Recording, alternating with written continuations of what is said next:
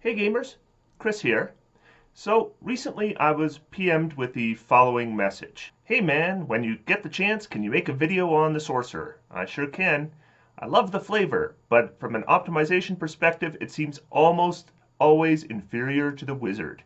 Am I off base, or is that just something I have to accept about Sorcerers?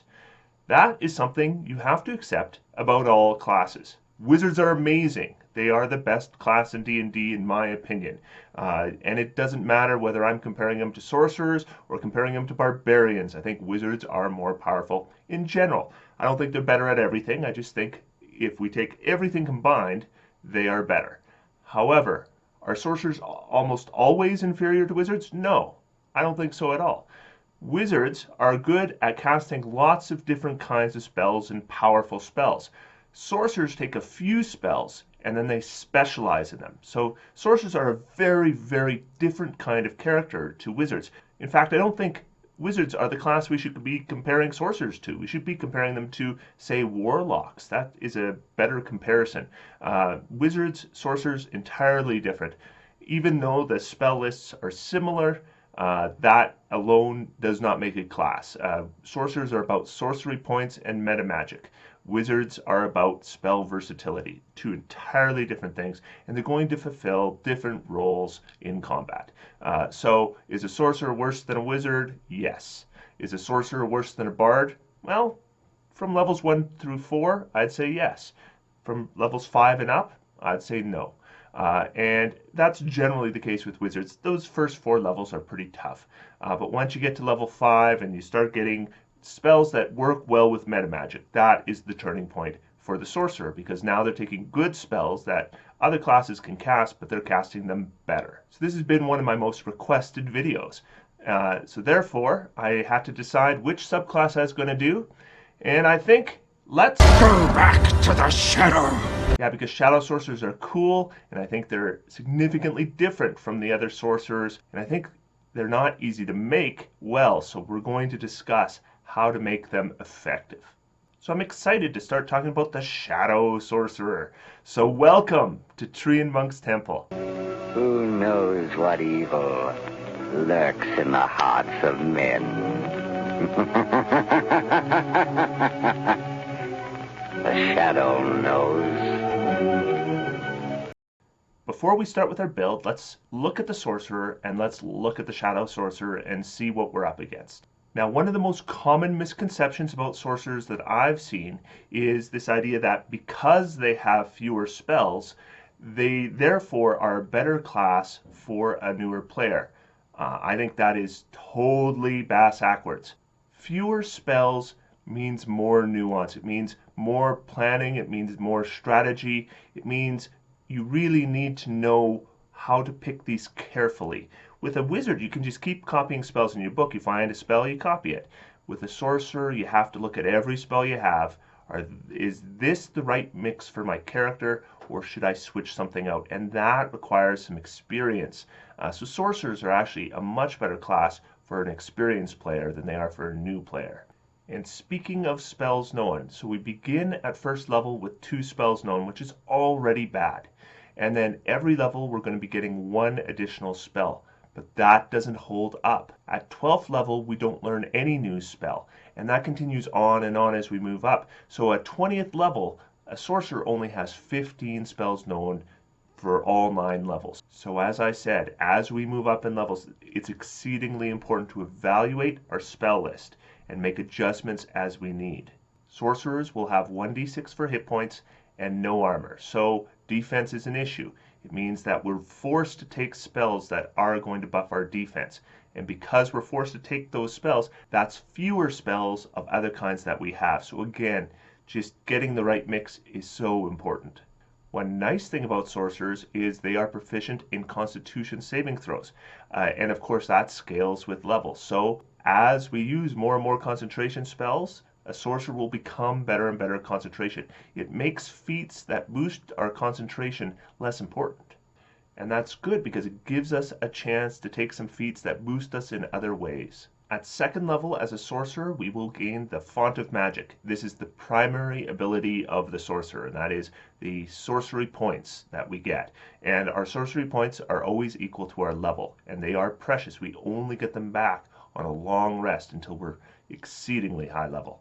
Now at second level, we don't really have any options. We can use our 2 sorcery points to gain an additional first level spell slot, and that's all we can really do with it. But at second level, an additional first level spell slot is actually pretty significant. But at higher levels, we will be using our sorcery points for other things. We'll be using them to cast spells, we will be using them for special abilities, and we'll be using them to create metamagic. All these things can be done with a Shadow Sorcerer and sorcery points, so we're going to be very careful in how we spend them. So flexible casting allows you to either convert sorcery points into spells or convert spells into sorcery points. Now, if you have ever played a caster before, you know how valuable spell slots are. So in general, I don't think converting spell slots into sorcery points is a good idea. We're not a warlock. We're not getting our spell slots back on a short rest. So the cost of getting just a couple sorcery points with those valuable spells is not worth it. Spells are great. Metamagic makes spells better, but it's not as good as the spells themselves. So I really don't recommend, except in very circumstantial cases, ever switching your spell slots into sorcery points. So what about changing sorcery points into spell slots? Well, I think at low levels, when you have very, very few spell slots, it makes sense.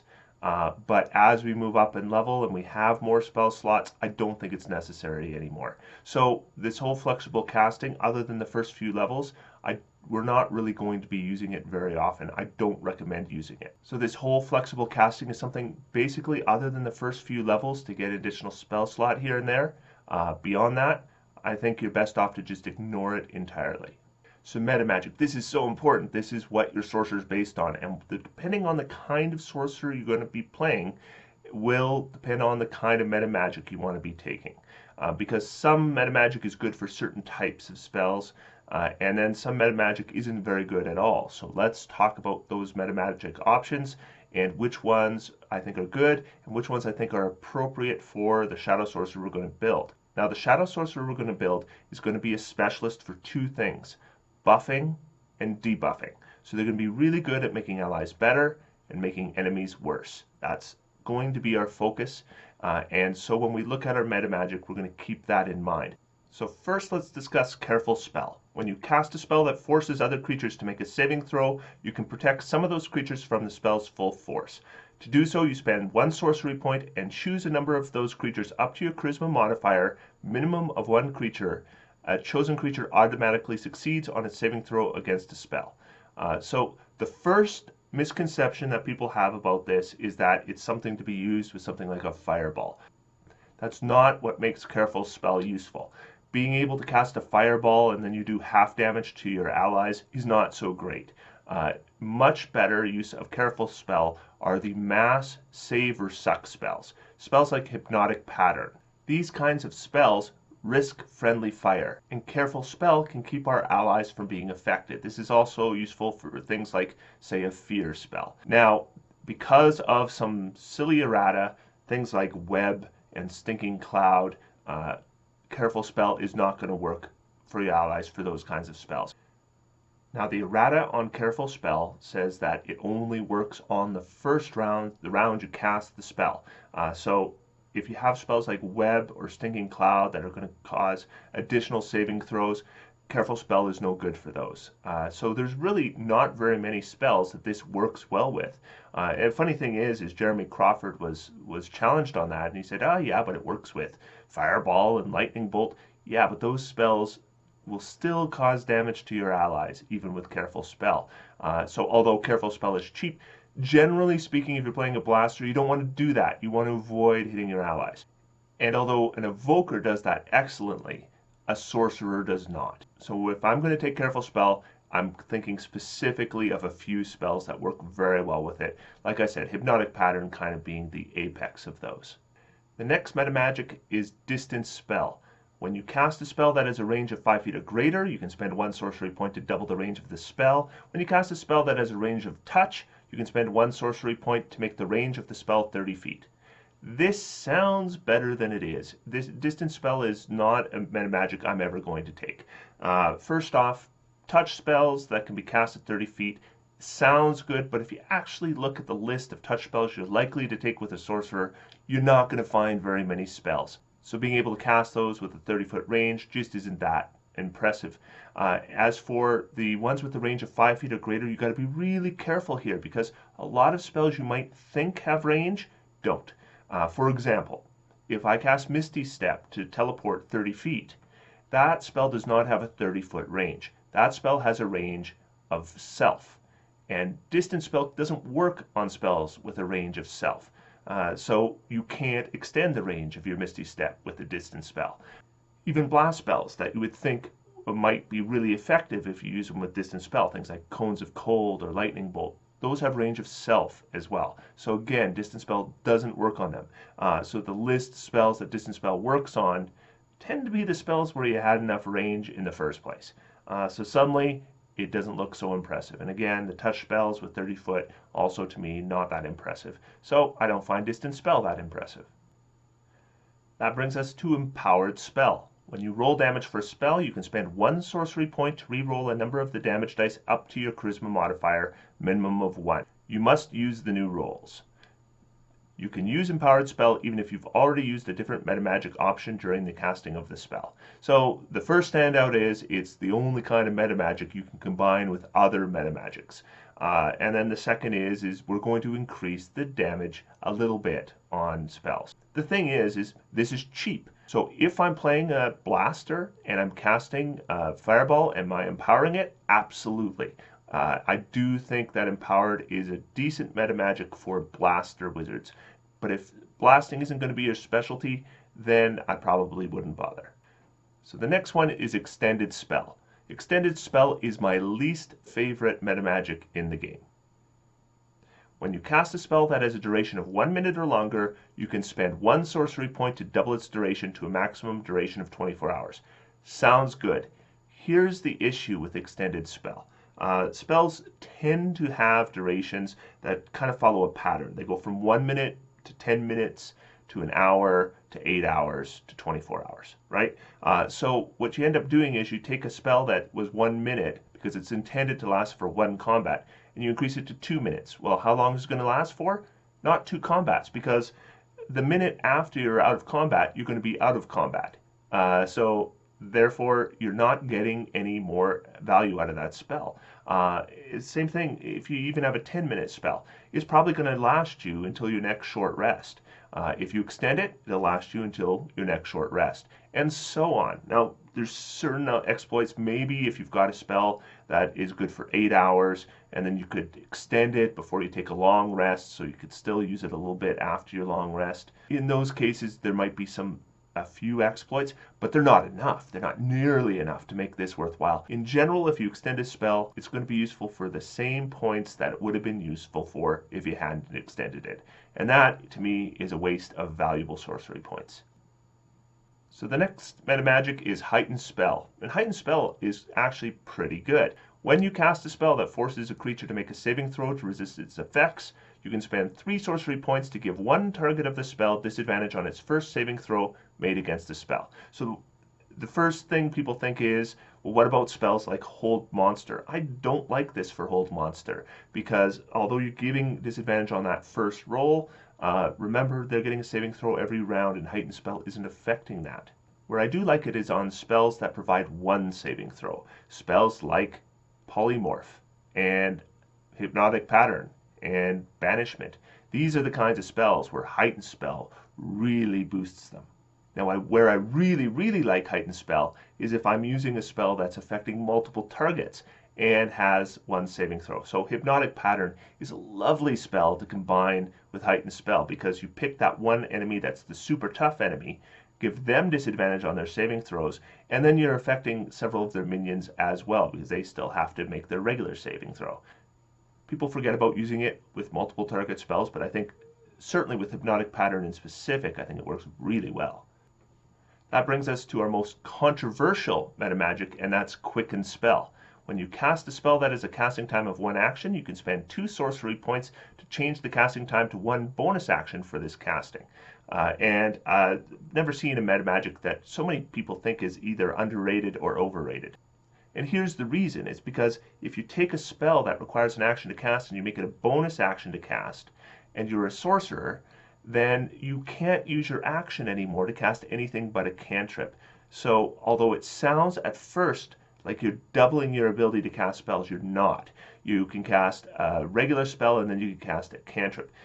Here's what I would say about that. I think Quicken Spell is a pretty good Metamagic, but do me a favor and never, please, just never ever use it to quicken an action spell so you can cast a firebolt. Please don't do that. What you're going to do is you're going to use your bonus action to cast a spell, and then you're going to use your action to do something other than a spell or a cantrip. The most obvious to me is if you have a wand or a staff, you can still cast a spell through that item, or activate another magic item, or drink a potion, or disengage. There's lots of useful things you can do. If you're concentrating on a spell where you have an action thing you can do with it each round, like an eye bite or something, then you could do that on your round. Another way you could use Quicken Spell is if you used a polymorph on yourself, you could quicken this spell, and then you would have your action to actually do the attacks with the creature you polymorphed yourself into. So Quicken Spell, again, is pretty good. I think it is better at higher levels because we have more alternate kind of actions we can take. At lower levels, I don't think it's great, and I really don't think it's great if you're using it just to cast an additional cantrip. Of course, those of you are getting excited because we just talked about a Sorlock build last week. Sorlocks are different. Sorlocks are using Eldritch Blast as a specialty, so that is a special case. If we're a straight sorcerer, there's just no cantrip that's worth quickening an action spell so that we can cast it. It's way too expensive for that purpose. The next Metamagic, one I'm quite fond of, is Subtle Spell. When you cast a spell, you spend 1 sorcery point to cast it without any somatic or verbal components. So first off, it's cheap. The second thing is, yes, this is circumstantial, but there are a lot of circumstances where I found Subtle Spell would be lovely to have. I was recently in an adventure where a DM determined that underwater none of us were able to do verbal components. Now that's not raw, that's the DM decided that. But so what? They decided that, so I respect that. If I'd had Subtle Spell, I'd still be able to cast spells though. Where I really like it though is combining it with things like an enchantment or an illusion. Because these are the kinds of spells you don't want people to know you cast. So Subtle Spell allows you to do it without them knowing you cast it. Something like, say, a suggestion spell. With a Subtle Spell, just think about that for a moment. So somebody just starts doing things you want them to do, and there's no indication as to why. Isn't that lovely? I think so. So overall, I think this is a pretty good Metamagic. But depending on the type of campaign you're in, especially if there's a lot of non-combat stuff going on, I think Subtle Spell is lovely. And last, but obviously not least, is Twin Spell. When you cast a spell that targets only one creature and doesn't have a range of self, you can spend a number of sorcery points equal to the spell's level to target a second creature in range with the same spell. 1 sorcery point if the spell is a cantrip. Why would we ever use this on a cantrip? To be eligible, a spell must be incapable of targeting more than one creature at the spell's current level. For example, Magic Missile and Scorching Ray aren't eligible, but Ray of Frost and Chromatic Orb are. So the first thing to point out here is this can be exceedingly powerful combined with certain spells. But there's not a lot of spells in the game that I think are really amazing with Twin Spell. But some that I do think are Haste and Polymorph and Improved Invisibility. These kinds of spells can be amazing with a Twin Spell because we're taking spells that are already very powerful and we're doubling their power. But here's the thing about Twin Spell. The big drawback is it is expensive. 1 sorcery point per level of the spell. So people who talk about this often talk about how their sorcerer can twin off polymorphs as if it's something they can do regularly. Twinning a polymorph is 4 sorcery points. That is a massive investment. And I'm not saying it's not worth it, but just acknowledge the fact that this is like a once in a blue moon kind of thing. Now, if I'm playing a blaster, I could maybe see twinning something like a Chromatic Orb. I mean, it's 1 sorcery point to do it. At low levels, I could see that being pretty useful. I'm not going to be twinning any of the higher level damage spells. Twinning something like a Disintegrate, could you imagine? That's 6 sorcery points. We could do 6 Metamagics with that. But let's just acknowledge Twin Spell is very powerful, but also very expensive. And our capstone at 20th level, we get 4 sorcery points back with a short rest, which I'll take. But do you remember that Sorlock build from last week? Every short rest, that one was converting 2 second level Warlock spells into 4 sorcery points. So the Sorcerer capstone is available to the Sorlock at like half the level. Just pointing that out. So let's talk about the wonderful Shadow Sorcerer subclass. The idea of the Shadow Sorcerer subclass is your ancestry has something to do with the plane of shadow. And the very first thing we get is a fantastic power called Eyes of the Dark. And this has 2 facets to it. The first is, starting at first level, you get dark vision 120 feet. We need to take this into account when we're looking at races, because that means any race that has dark vision, it's wasted. So we're basically giving up something for something that is now redundant. So it makes races that don't have dark vision that much more appealing. Secondly, when you reach 3rd level in this class, you get the Darkness spell, which doesn't count against your number of Sorcerer spells known, an extra spell, and it's pretty good. Great. In addition, you can cast it by spending 2 sorcery points or by expending a spell slot. If you cast it with sorcery points, you can see through the darkness created by the spell. So this is useful for a few reasons. First off, you can't be targeted by a lot of spells if they can't see you. Secondly, attacks against you would have disadvantage. And technically, you would have advantage on attacks you make. I think the third one often gets overrated, particularly when we're talking about something like a straight Shadow Sorcerer. With something like a Sorlock, it's really good. But with a straight Shadow Sorcerer, I'm not doing that many attack rolls.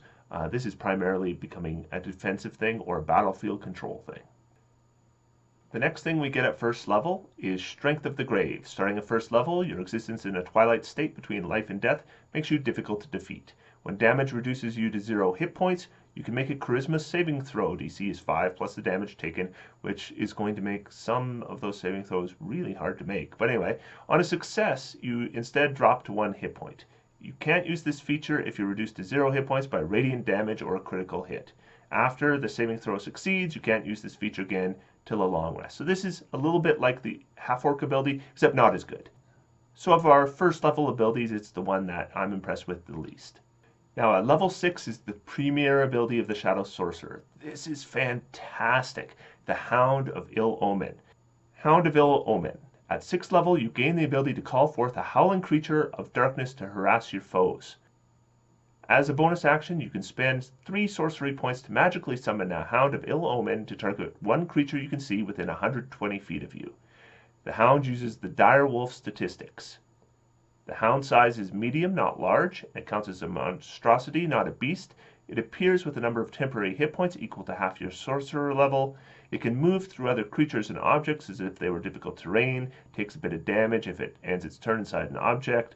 At the start of its turn, the Hound automatically knows its target's location. If the target was hidden, it is no longer hidden from the Hound. The Hound appears in an unoccupied space of your choice within 30 feet of the target. Roll initiative for the Hound. On its turn, it can move only towards its target by the most direct route, and it can use its action only to attack its target. The Hound can make opportunity attacks, but only against the target. Additionally, while the Hound is within 5 feet of the target has disadvantage on saving throws against any spell you cast. The Hound disappears if it is reduced to 0 hit points, if its target is reduced to 0 hit points, or after 5 minutes. So there's a lot to unpack here. The first thing is, this is a bonus action, but it is not a casting. That means if we use our bonus action to create the Hound of Ill Omen, we still have our action to cast a regular spell. So it says, the Hound appears in an unoccupied space up to 30 feet distance from the target. Never choose 30-foot distance. You want to choose 5-foot distance. The reason you want to do that is because the Hound is acting on its own initiative. So you want to cast a spell right now that target is going to have disadvantage on. So simply by having the Hound appear beside the target, we can now have that target effectively have a heightened spell on any spell cast against them. But it's better than a heightened spell, because heightened spell gives you disadvantage on one saving throw, but the Hound of Ill Omen is giving you disadvantage on every saving throw. So suddenly spells that I normally don't like Hold Monster, become a lot more palatable with this spell because they're getting disadvantage on every saving throw. So they will probably have that spell stick for several rounds. So that ends up making spells like that a whole lot better on average. And here's a strategy I don't hear talked about that I think is pretty interesting. Direwolf has 37 hit points. So by the time we can use this, that hound is going to have a minimum of 40 hit points, which isn't bad for the level. But what you can do is, on its turn, if your opponent is something like against a wall, have the hound move in behind them, occupying the space of the wall. That is going to make it so they can't attack the hound. Now, the hound is going to take 5 hit points damage at the end of its round. That's 8 rounds of an invincible hound. And as long as that targets by an occupied space, that hound can simply move to those occupied spaces and be invincible for 8 rounds. Just thought I'd point that out because one thing that will happen is that hound is going to be a target. Now, that's not necessarily a bad thing. Any target that's not a PC is not always bad. And at 6th level, 40 hit points is actually quite a bit. A lot of targets are going to have trouble taking that thing down in any less than a few rounds. But as your levels increase, those hit points do not scale well. And it's going to be easier and easier for enemies to take out that hound. You don't want that to happen, so that's why I'm saying occupied spaces, not so bad. 5 hit points a round, not so bad. And finally, I want to mention the 3 sorcery point cost. That is the same cost as a heightened spell. This is obviously much better than heightened spell. Much, much better than heightened spell, which is a decent metamagic. So, and we can do it for the same cost. So of course we're not going to take heightened metamagic. Hound of Ill Omen is always going to be at least as good and usually much, much better. So with all those great abilities, that's got to slow down, right? Well, at 14th level, we get Shadow Walk. You gain the ability to step from one shadow into another. When you are in dim light or darkness, as a bonus action, you can magically teleport up to 120 feet to an unoccupied space you can see that is also in dim light or darkness. So, at 14th level, we can teleport as a bonus action without using a spell as often as we want up to 120 feet. Well, that actually sounds really good. So basically, at 14th level, we get an unlimited teleport using our bonus action, range of 120 feet, and it doesn't use up spells. Yeah, that sucks. And then at 18th level, we get our premier ability, Umbral Form. Starting at 18th level, you can spend 6 sorcery points, which is huge. Like, let's just acknowledge that's a massive cost. As a bonus action to magically transform yourself into a shadowy form. In this form, you have resistance to all damage except force and radiant damage. And you can move through other creatures and objects as if they were difficult terrain. You take 5 force damage if you end your turn inside an object.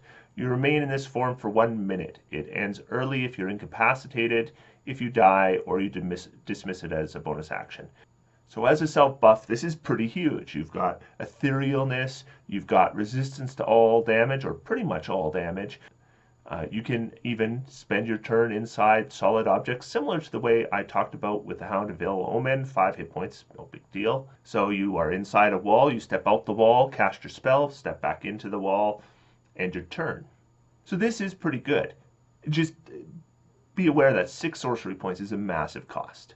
So we've gone over the Sorcerer, we've gone over Metamagic, we've gone over the Shadow Sorcerer. Let's finally make our character. So race. As I mentioned before, we're going to have Dark Vision 120 feet at 1st level, regardless of what race we choose.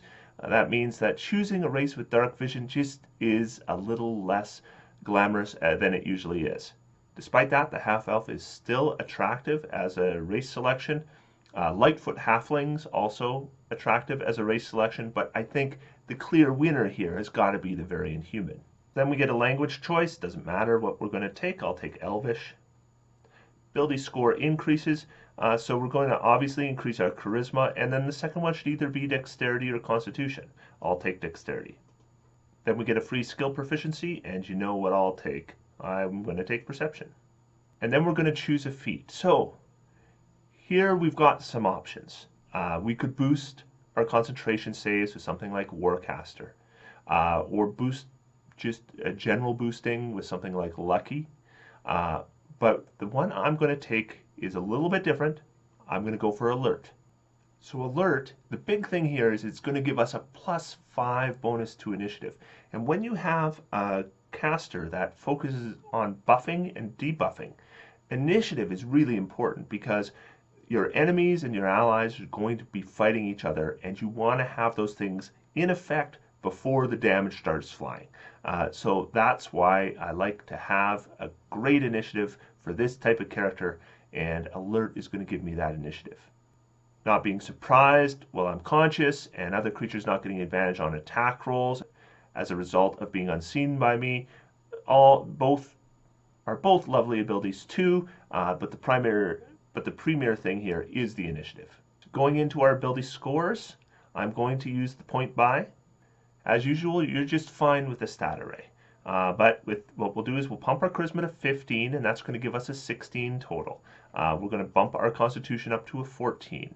We are going to bump our dexterity up to a 15, and remember we have a +1 dexterity, so that's going to give us a 16. So we're going to have a 16 charisma, 16 dexterity, and a 14 constitution. If you do the stat array, the dexterity's not going to be a 16. It'll be probably a 15, which is fine. But the 16, again, it's another +1 to our initiative. It's +1 to our armor class, and +1 to a saving throw. That's reasonably common. That leaves us 2 whole points left that I'm going to throw in my intelligence. It would probably be wiser, ironically, to put it into wisdom, but again, you guys know I like to have a character with at least an average intelligence. So our class is Sorcerer.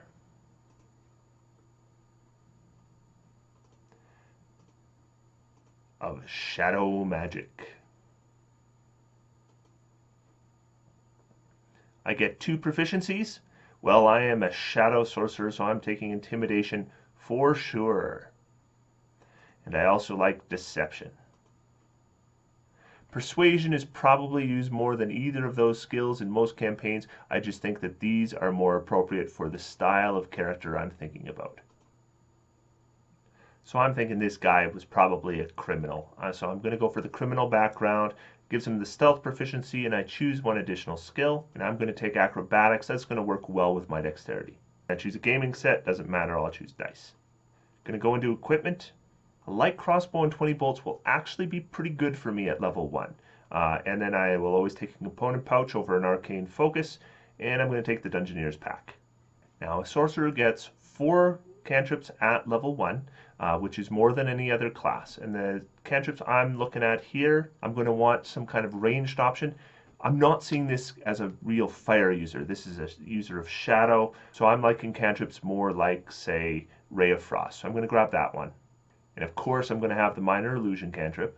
Mage Hand is a cantrip I often find useful. And I'm going to take Acid Splash, and that's going to give me an option that's not cold-based and also doesn't require an attack roll.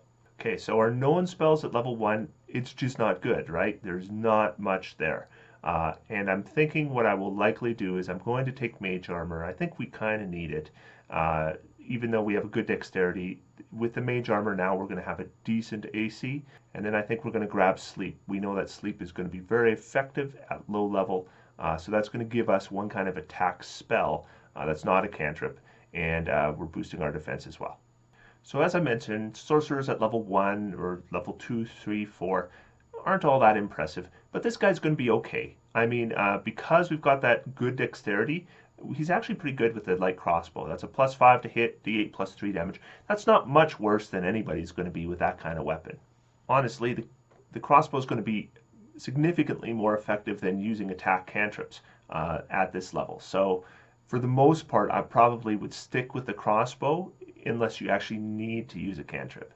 Armor class is 13. We're going to use our mage armor probably every day, so that will end up being an armor class of 16 most of the adventuring time, which isn't too bad. And then if we keep ourselves away from melee, hopefully that will be enough, because our hit points aren't great. With 8 hit points isn't a lot, but again, if we're keeping ourselves out of melee, we've got a decent armor class, that should hopefully be enough for us. So we're going to go to level 3 at this point. Now 2 things have happened. The first is at level 2 we got our Font of Magic that gave us 2 sorcery points. What we're going to do with those is we're going to convert them into a spell so we can cast another sleep spell. That's what you want to do with that in terms of strategy. But now at level 3, we're going to switch things up because now we have Metamagic. The first Metamagic I'm going to take is Subtle Spell. I talked about that one. I like it, and I think it's appropriate for this kind of character. And the second option I'm going to choose is Twin Spell. And there's nothing I'm going to be twinning right now, but Twin Spell is a Metamagic that I'm eventually going to be using. And Metamagics, we don't switch them up like we do with spells, so we're going to go ahead and take Metamagics that are going to be useful to us later, right now. So we have 2 spells known additionally here, but the first thing we want to do is we want to go back and get rid of Sleep. Sleep is no longer useful to us, so level 3 is the point where I'd get rid of it. And the first level spell I'm going to replace it with is Shield, because Shield, of course, is going to give us that armor class boost when we need it, because this is a character that could have defensive vulnerability, so that'll help shore that up. So that brings us to our second level spells, and I'm going to take 2 second level spells. The first one I'm going to grab is Suggestion. Suggestion, of course, is a very strong spell. DM dependent a little bit, so you may find that with your DM, Suggestion doesn't get any play, and if you find that, switch it out, because a DM who doesn't like Suggestion is going to screw you, and they're going to keep screwing you. So there's no point sticking with it. Just get rid of it and go for something else. But for the most part, Suggestion is actually really good because you can tell a creature run away from this combat and never return. And if the DM assumes that's a reasonable suggestion, I think it certainly is, then that's exactly what will happen if they fail their save. So I do think it is a very nice spell and useful outside of combat too. And as I mentioned, especially with something like a Subtle Spell. The second spell I'm going to take is Levitate. Levitate is also a spell that is good for versatility. And remember that versatility is important when we're talking about sorcerer spells, because we can use it to buff ourselves. We can also use it to debuff our enemies. We can also use Levitate with something like a twin spell, and it's not all that expensive then. Then we can twin it for just 2 sorcery points. And we can combine this with something like Hound of Ill Omen and twinning to potentially take multiple opponents out of the fight. So not a whole lot new to see here.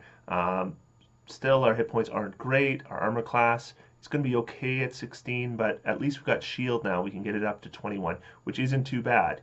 Crossbow's still probably our best attack, and we're not bad with this crossbow. We're only level 3, so even things like fighters and rangers aren't all that much better at archery than we are. We have 3 sorcery points. We can use them for Metamagic. There's a few different kinds of Metamagic we might use. We might use a Subtle Spell in conjunction with a Suggestion. We might use a Twin Spell in conjunction with something like a Levitate. And I think we've got a reasonably good spell mix. We've got some spells that give us defense, and then we've got some spells that give us offense and buffing options. So all in all, a pretty good mix, I think. So let's go to level 5. So we're going to pick up an additional cantrip at this point. What I think I'll do is I'm going to grab a cantrip that gives me some utility use, and something I think is fitting for the Shadow Sorcerer, and that is Message. So Message is the ability, it's essentially telepathy. I can basically have a telepathic conversation with somebody, which for something like a Shadow Sorcerer that I'm picturing kind of sneaky and shadowy, I think being able to speak with someone without using sound is a pretty useful thing. And I'm going to get 2 additional spells known, and the 2 I'm going to take are both 3rd level spells. The first one I'm going to take is Hypnotic Pattern. I've mentioned Hypnotic Pattern is, in my opinion, the best 3rd level spell in the game. Very, very powerful, mass debuff. You only get 1 saving throw or you're out of the fight.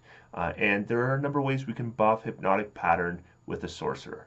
The second one I'm going to take is Haste. Haste is a semi-solid buff. I think it's an okay buff. But when you twin it, it's actually a pretty good buff. And the thing I like about buffs is sometimes creatures are magic resistant or difficult to target. The great thing about buffing is it always works. Buffing is never a gamble. It's a sure thing.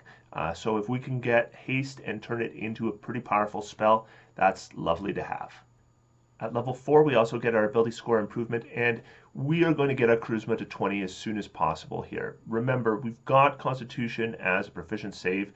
That doesn't mean we're immune to our concentration going down, but it's harder, right? So it makes sense to get that charisma to 20 as soon as possible before we start worrying about other things like that. So level 5 is really probably the first point where our attack cantrips are starting to actually look better than a crossbow. So this is the point where I consider switching to something like Ray of Frost on a round by round basis. In the unimportant fights, we now have significantly more spell slots too. We have 9 spell slots altogether. Now one's being used on mage armor right away. So there's 8 in our standard adventuring day. That's a reasonable number, which means we can cast spells a reasonable amount of the time. But that's per long rest, right? So if we're considering that we might have maybe 4 to 6 to 8 encounters in a full adventuring day, that's not a lot of spells per combat. So if you're doing like 1 or 2 combats a day, yeah, by all means have at it, spell, spell, spell. But if you're crawling a dungeon or anything like that, where you're going to have long adventuring days with lots of combats, then we will be using our cantrips. And when we do Ray of Frost, we're now finding it is going to be better than the crossbow. We have 5 sorcery points. What we can use those for is, number 1, we can spend 2 sorcery points to get darkness that we can see through. Remember, darkness isn't just about being able to see through it and nobody else can see in it. It's also about battlefield control. It can be used very similarly to, say, a fog cloud, except you can position it better. So darkness is actually useful beyond just that thing. We also have Subtle Spell and Twin Spell, and we've talked about ways that we can use each of those. Twin Spell, the best Twin Spells are already getting expensive. Twin Haste, that's 3 sorcery points, but powerful. So if you're in a big, tough combat, it's the big combat. Would I use a Twin Haste? Absolutely.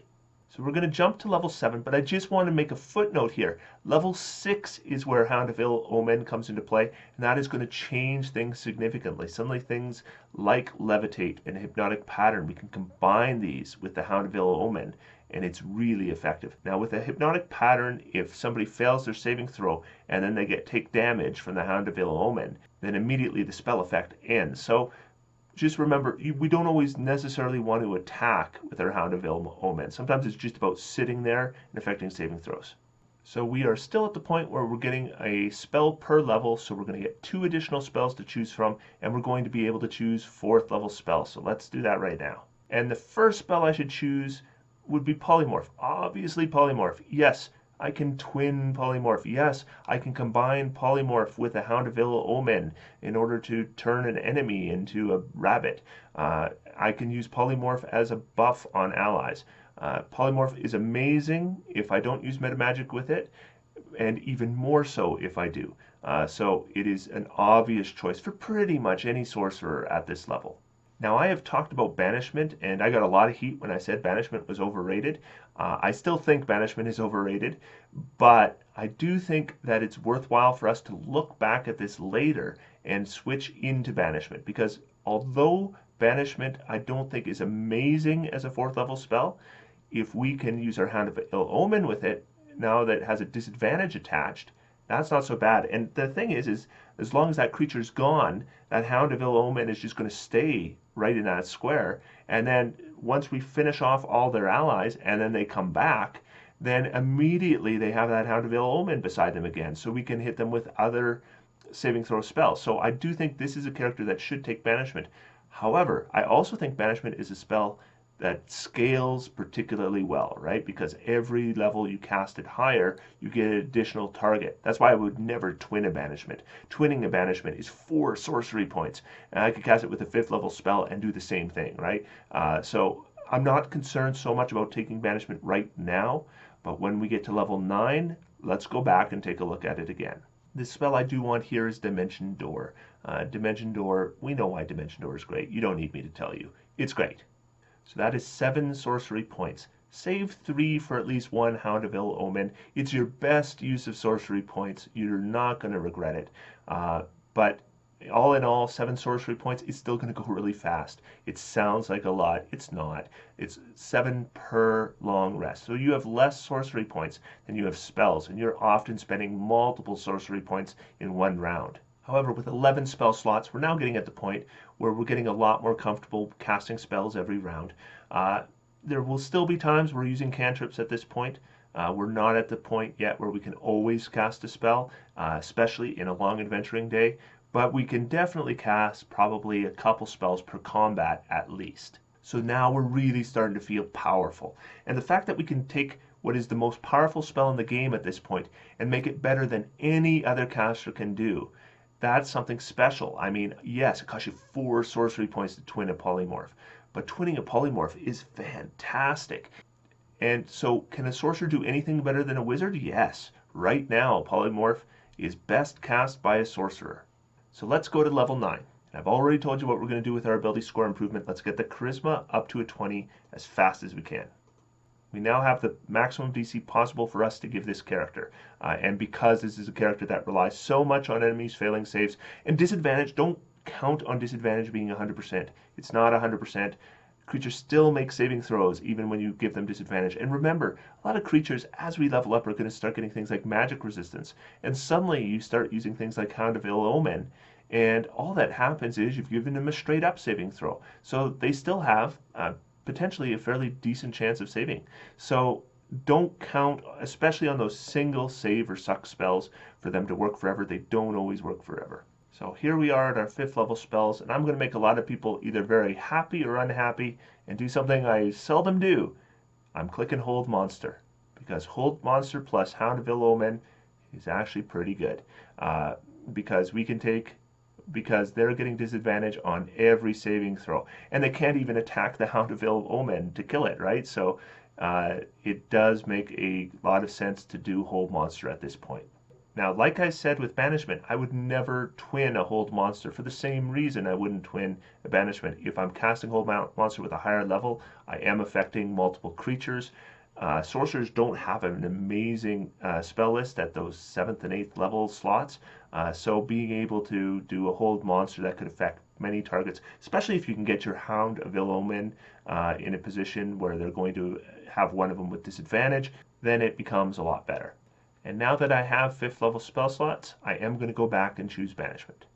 So yeah, no animated objects. Yeah, that's not really what this guy does. So as a spellcaster now, we're pretty badass. We have up to 5th level spells. We can banish multiple targets. We can use a Hound of Ill Omen with a Hold Monster. That's kind of our premier attack. Now the thing I need to get across is there's still gambles there. If we have a creature and we give it disadvantage with Hound of Ill Omen and we cast Hold Monster, they still might save. And if they save, nothing happens. So just keep that in mind. Now the good thing about this is, unlike with a heightened spell, we still have the Hound of Ill Omen there. So they still have to worry about that and us on the next round when we hit them with a banishment spell. But just be aware, disadvantage doesn't mean auto fail. They're not the same thing. There's still creatures who are going to save. You're going to have combats where you cast 3 spells in a row that target a single creature to provide a saving throw, often with disadvantage, and they're going to make it every time. It's going to be frustrating. That's the way it is if you target a single creature with a save or suck spell, even if you give them disadvantage.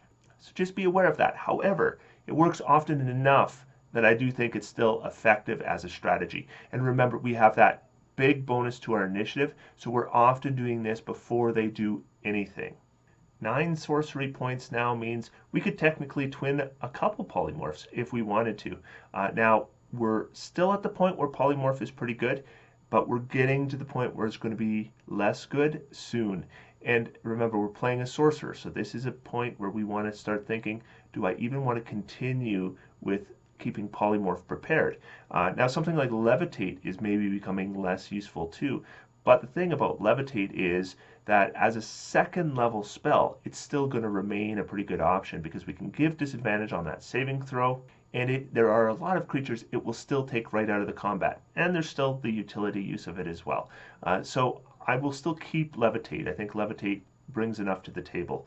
But polymorph is one of those spells. Right now I'm going to keep it, but around a level 11 or 13 I think we should look at it again. So we up to level 11, and we are going to get a 3rd Metamagic selection.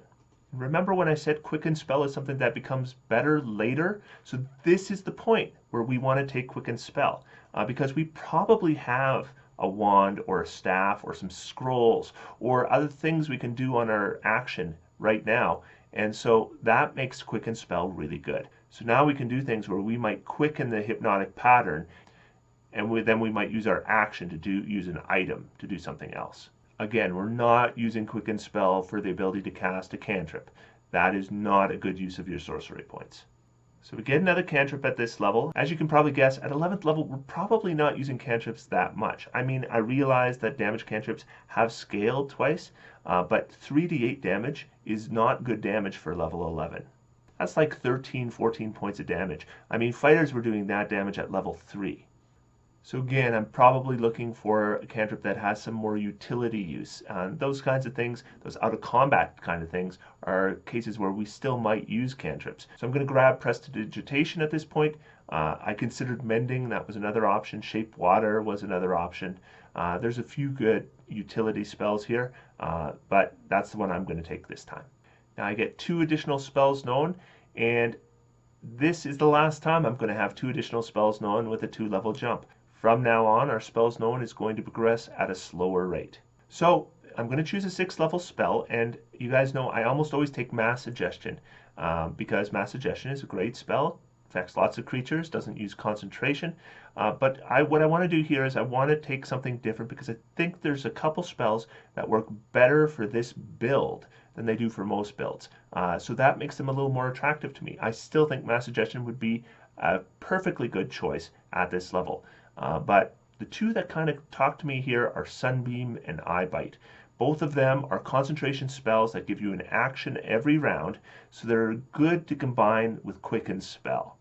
Now, Sunbeam is a blast, which isn't exactly what I was thinking with this character. That does radiant damage, and it's sunlight. So this is all kind of counter to the theme of Shadow Sorcerer. Now, there's no reason why you have to follow a theme. So if you want Sunbeam with your Shadow Sorcerer, take it. You might even be able to reskin it to make it seem more appropriate for that concept. Or maybe your Shadow Sorcerer concept is a little different. So I'm not going to take Sunbeam, but I totally am not saying that you shouldn't take Sunbeam. I'm going to take Eye Bite. I think Eye Bite is a good spell, and I think it's particularly good when you can combine it with something like Quicken Spell. That said, Eye Bite is using our concentration, so if we want to combine it with a Quicken Spell, we're going to want spells that aren't going to require concentration.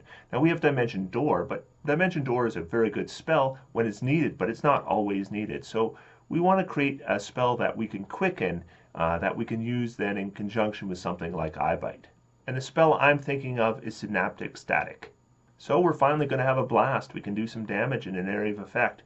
We choose a point within range, cause psychic energy to explode there. Each creature in a 20-foot radius sphere, so that's a fireball-sized sphere centered on that point, makes an intelligence saving throw. So that's pretty key because intelligence saves are often weak saves for enemies. Creature with an intelligence score of 2 or lower can't be affected by this spell, so we're not going to be using it against mindless undead or beasts. The target takes 8d6 psychic damage on a failed save, or half as much on a successful one, so that's fireball level damage, which isn't great for this level, but after a failed save, a target has muddled thoughts for a minute. During that time, it rolls a d6 and subtracts the number rolled from all its attack rolls and ability checks, as well as its constitution saving throws to maintain concentration.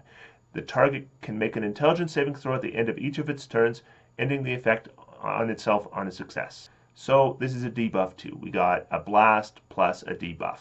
This character is a debuffer. It's a mass debuff. D6 minus on all those rolls isn't bad. That's going to also combine with things like if you can give somebody disadvantage on an attack roll and then they're minusing another D6. These things can stack with each other. And we're doing a little bit of damage, not big damage. This kind of damage at this level is pretty minor actually. But overall, a pretty good spell. It's not going to use our highest spell level, so we can do it a couple times. And we can quicken it. And quickening it will take 2 sorcery points each time. And then we can combine it with something like an Eye Bite that can be used round after round. So then on a big fight, what you can do is you can cast your Eye Bite on round 1. That gives you an effective thing to do every round. And then you cast a Quicken Spell, Synaptic Static, on following rounds, maybe 2 rounds, where we can then debuff a bunch of enemies on top of that and do a bit of damage. And we're still doing those Eye Bites every round. Really effective combination, very powerful, very resource heavy, not something you're going to be able to do easily. Now we can also use our Houndville Omen to give disadvantage on those Eye Bite saving throws. So there's a lot going on here. it's a huge investment. This is not something we're going to do in a minor fight. This is against the big bad guy, assuming we still have lots of resources left. But if we're putting all our resources into a fight, we can do a lot here. So let's bring this character to 13th level. We're now getting an ability score improvement, but we already have our charisma up to 20, so it's time to look at feats. And the feat I would take at this point is Inspiring Leader. And I've talked about this lots of times. This is a charisma-based character, and it's probably going to be the leader of the party anyways because of the charisma, and there's no specific feat we really need at this point, so Inspiring Leader is a good option for us. Now, if you want to take something different, like you want to take Lucky, that's not a bad choice either. So now we're at 13th level. Guess what? 2 levels gained, 1 spell known. That's the way it's going to be from now on. So let's look at our 7th level spells. So what I'm going to do here is I'm going to take Plane Shift with this character. Now I could take Teleport, and the two of them are actually going to provide a very similar utility or combat use. The main use of either of these spells in combat is quick escape for the entire party, right? You get in, you plane shift or teleport, and you're gone. But we can also use it as utility. We can plane shift to another plane and then plane shift back to our plane to wherever we want that we've seen before. So it can be used as a long-range transport or, of course, as planar transport. But what about combat? What about when we're not running away in combat? So what can we do with our 7th level slot? Well, if we think that the fast getaway might be coming up, I might want to save it so that if I need the plane shift, I can use it. But if I'm not going to use it on a plane shift, I would probably use it on Hold Monster, because remember, Hold Monster does scale well, and Hold Monster is a 5th level slot, so now we'd be affecting 3 creatures with that spell. So if you're in a combat where there's 2 or 3 very tough enemies, upcasting Hold Monster makes a lot of sense. Now, by 13th level, Polymorph isn't so good anymore. It used to be really, really good. Not so great anymore. We're using a 4th level slot for a debuff that we can achieve with other means, but as a buff, it's not much. So there's a bit of redundancy now, and it's a little less effective, so I'm going to get rid of it. And I'm actually going to replace it with a 1st level spell, and that 1st level spell is Absorb Elements. We're getting at the point where elemental damage could happen more often, so being able to reduce that damage is a good thing, and it's a reaction, and we have lots of low-level slots to use it with. So now at 13th level, we have the 13 sorcery points. Now we're getting into a decent number. I mean, in an average day, let's say you're looking at maybe 4 encounters a day. So that is about 3 sorcery points per encounter. Not too bad. That means we could do a Houndville Omen in every fight. That's pretty good. Now, of course, longer days mean less sorcery points, shorter days mean more. We can certainly blow a lot of sorcery points very fast if we want to. I mean, I could do a Houndville Omen and a twin spell on 1 round, right? And so that could be a ton of sorcery points. So if we want to blow them fast for huge effects, we can do that. If we want to spread them out for decent effects over more combats, we can do that too. We have a pretty nice selection of spells and a pretty good selection of spell slots. The issue is, of course, we don't have a large number of spells, and as we go up higher in level, unless we're willing to give up some of those good lower level spells, and I specifically pick spells that remain good at higher levels.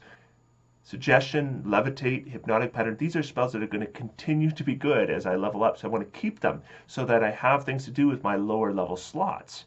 So it really does limit what we can do with our higher level slots. On the other hand, we're going to find that there's not a lot of higher level spells that sorcerers can cast. I mean, we know that the sorcerer list is basically a cut down version of the wizard list, and these top levels is where we really see that. Level 7, level 8, and even level 9, even though you do get Wish, Shape Change isn't there, True Polymorph isn't there, Foresight isn't there, so you grab your Wish, and then everything else after that is kind of like, as you will see. So we're going to go to 15th level now. I just want to note the Shadow Walk ability has come into play, so this character can now jump all over the map.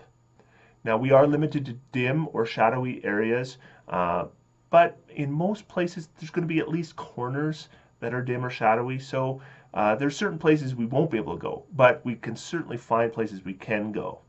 And it's a bonus action, and it's not a spell, so we can combine it with a spell. So again, one spell known for 2 levels. So we're looking at our 8th level list right now, and look at this. This is kind of sad, isn't it? Horrid Wilting, which is terrible. Dominate Monster is bad. Earthquake, Earthquake is okay. I think it does have a number of things it can do, so there is some versatility there, but it's mainly battlefield control, and it's mainly circumstantial as well. Incendiary Cloud, not a good spell. Power Word Stun, not a good spell. Sunburst is okay. Again, not exactly what I consider for the concept of this character, and not a great spell. So there's nothing here that jumps out at me. So I'm going to take Earthquake. Although it's somewhat circumstantial, there are situations where it is really good. It has a massive range, and it has a massive radius. And we can do things like make people fail their saving throws for their concentration, and we can have them fall on the ground, and we create fissures, and we can destroy structures. So there's a number of little things this can do. And again, as an 8th level spell, I don't think it's amazing, but this is not a good list, right? So Earthquake, I think, is the best of these options. And remember, we can upcast previous level spells, hold monster with an 8th level slot. I'd absolutely do that. So here's our character at 15th level.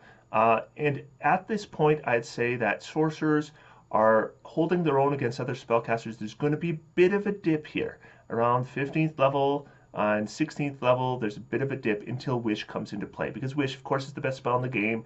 And if you're going to get it, you're either a wizard, you're a bard, or you're a sorcerer. So we're one of the classes that's going to get it. It's once per day, but it's amazing. But that gap of bad 7th and 8th level spells, that hurts a bit. And so we're feeling that right now. I mean, other people are casting Maze and Force Cage. Those spells just aren't on our list. Now, one spell that is on our list is Dimension Door. And we might consider moving it at this point because we have our Shadow Step. On the other hand, if we're in a bright area, we can't use Shadow Step. And Dimension Door has that very important point where you can bring somebody else with you. So I do think it's worth keeping Dimension Door on our list. Remember, it's also something we can do while we're concentrating on a different spell. And there's no reason why you can't quicken a Dimension Door. Now, one spell you don't see on my list is Counterspell. And circumstantial spells are ones with sorcerers we generally want to avoid. Now, at this level, could we survive getting rid of Levitate and getting Counterspell? Yeah, we probably could. So let's go back and do that. So Levitate's going to go, and Counterspell is going to come on. Counterspell is not a spell you necessarily need at 5th level or even 7th level, but the higher level you go, the more amazing spells can become. So potentially, the more you might need Counterspell. So I do think at some point we kind of have to have it on our list. We could have potentially even done this a few levels ago. So let's jump this character up to 17th level. We are going to get an additional Metamagic at this point, and I'm going to take Careful Spell. So if I'm doing a Area of Effect spell, then I will have my allies make the saving throw. I don't have a lot of spells that work with that. I mean, I've got Hypnotic Pattern, but there's not a lot of Metamagic here that I think really speaks to me anymore. I might actually consider even Heightened Spell at this point, so that when I'm targeting more than one creature, I could potentially give multiple creatures disadvantage. That wouldn't be a bad option either. I think really those are the only 2 decent Metamagic options at this point. And we get another ability score improvement. And again, I'm going to take a feat. And I'm going to take Toughness. I don't have a huge Constitution, and I don't have a huge amount of hit points. Toughness is going to shore that up to some degree. And as a feat, it scales well. Now look, 2 more levels, 1 more spell, as per usual. But what a spell it's going to be, because if we look at our 9th level list, there's no question what we should be taking. Wish, right? Because there are a lot of great 9th level spells in the game, and some of the time I might want to take them other than Wish, but here Wish is just so much of a standout over this list. I mean, I like Meteor Swarm, but this isn't a blaster character. So everything else, Gate isn't very good. Mass Polymorph, not great. Power Word Kill isn't very good. Psychic Scream is okay. Time Stop, and then Wish, which is the best spell in the game. So this is just such an obvious choice. So because we've added Wish to our list, I would say that the Sorcerer is kind of bypassing most of the other spellcasting classes at this point. Not Wizards, yes, Wizards are still amazing, but we can upcast so many of these spells. Remember, we could even quicken a Wish, and it would cost us 2 sorcery points. That means we could resurrect somebody as a bonus action without any material costs. So I'm going to do the jump right to 20 now. I don't think there's a whole lot of difference between 19 and 20, so let's do 3 levels and just max this out. And there's not a huge power jump from level 17 through 20 either. We have already got Wish. We're not going to get any more castings of it. I get 1 more ability score improvement, but in general, I mean, I've got the ability score improvements I want. I've got the feats I really want. So now it's really just a bonus feat. And what do I do when I don't know what to take with the feat? I always take Lucky.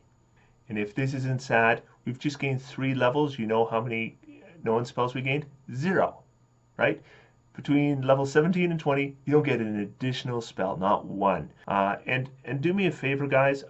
One thing that often happens is Wish is so powerful that people don't want to use it because they figure, is this really the best? There's going to be this other moment that's going to be even better. I can think of a way I might use it right now, but is that really the best use? Just do it, right? Just do it. Cast your Wish every day.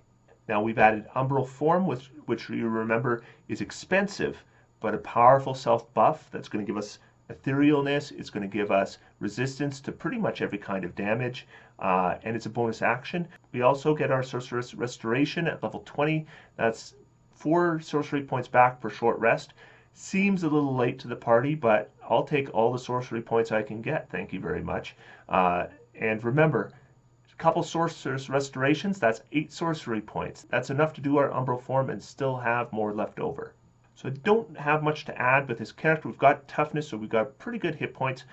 Constitution bonus of +8 on saving throws because we are proficient. Means concentration is pretty well shored up. Now our wisdom save is terrible, right? If we get targeted with wisdom, that could be a problem. That's a shortcoming of this character. Now we could have taken resilient wisdom, and that might have been an okay choice for our last feat as well. But we have lucky, so we can give ourselves effective advantage on that roll when it comes up. So this character isn't like some of my characters that kind of shore up everything. There's a couple weak points here. But overall, in terms of power of spellcasting, very powerful, and has been powerful from about 5th level. And really around 7th level once Polymorph came into play and we could twin it. I mean, we just saw this big boost in power in spells from this character to other spellcasters, and then that just continues. And then around 7th and 8th level spells, then the sorcerer list doesn't look very good again, so there's a bit of a dip, but then 9th level spells come in and Wish comes into play. And remember, for those 7th and 8th level slots, we can upcast lower level spells that upcast well. So that is my sorcerer guide. I hope you guys find some use from that. And if you have some advice for sorcerer players, please put them in the comments down below. And in that time, I'm going to sit back and relax. And I'm going to have some fun because D&D's for everyone. Thanks, guys, and I'll see you next time.